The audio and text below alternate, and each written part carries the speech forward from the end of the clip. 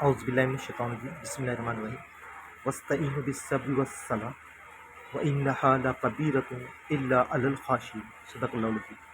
آج کے اس ویڈیو میں سورہ البقرہ کی آیت نمبر 45 اور 46 کی دو آیتوں میں ہم دیکھیں گے کہ اللہ تعالیٰ نے ہماری یاد دہانی کے لیے ان دو آیتوں میں کیا بات بیان کی ہے۔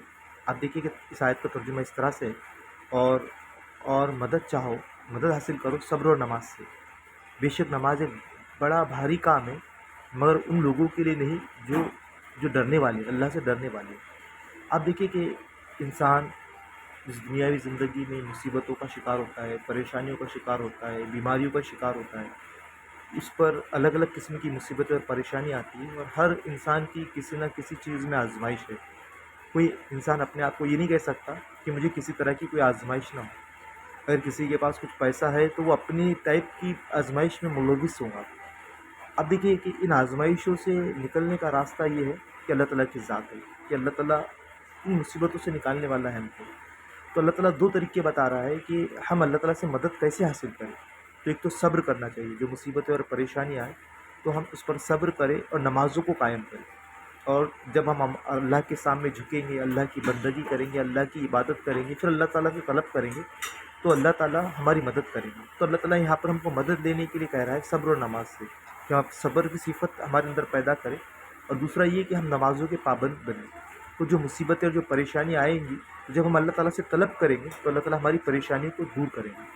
اب دیکھیے کہ دوسری بات اللہ تعالیٰ یہاں کہہ رہے کہ نماز جو ہے نا ایک بڑا بھاری کام ہے، لیکن ان لوگوں کے لیے نہیں جو ڈرتے۔ اب دیکھیے دن میں سے 5 مرتبہ نماز کے لیے جانا، اللہ تعالیٰ کہہ رہے کہ یہ بہت بہت بھاری کام ہے۔ اللہ تعالیٰ بذات خود یہ کہہ رہے کہ یقیناً نمازوں کا پڑھنا ایک بھاری کام ہے، لیکن یہ کام ان لوگوں کے لیے بھاری نہیں ہے کہ جو اللہ تعالیٰ سے ڈرتے ہوئے زندگی بسر کرتے۔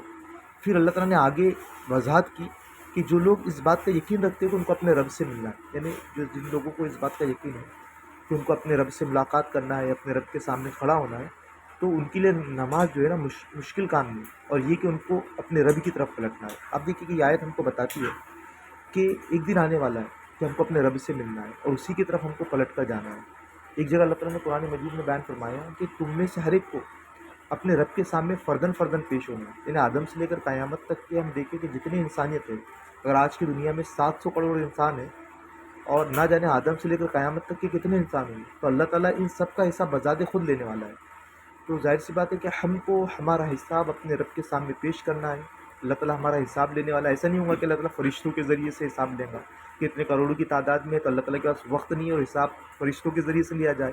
جیسا کہ ہم دیکھتے ہیں کہ کوئی بڑا آفیسر ہو تو اپنا کام وہ اپنے معاونین کے ذریعے سے لیتا ہے، لیکن اللہ تعالیٰ قیامت کے دن جب قیامت قائم ہوں گی تو اللہ تعالیٰ ہر ایک کا حساب دیں گے، پرسنل حساب دیں گے۔ اس وقت اللہ تعالیٰ اللہ کے رسول نے بیان فرمایا کہ اللہ تعالیٰ نے جس کا حساب آسان لیا وہ کامیاب ہو گیا۔ اس لیے اللہ کے رسول نے دعا سکھائی، اللہم حسبنا حسابی یسیرا، کہ اللہ تعالیٰ ہم سے ہمارا حساب آسان لیجیے گا۔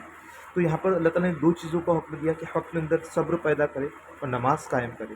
اگر یہ دو چیزیں اگر ہماری اندر آئیں گی تو اللہ تعالیٰ سے جو ہم دعائیں کریں گے اللہ تعالیٰ ان دعاؤں کو قبول کرے گا۔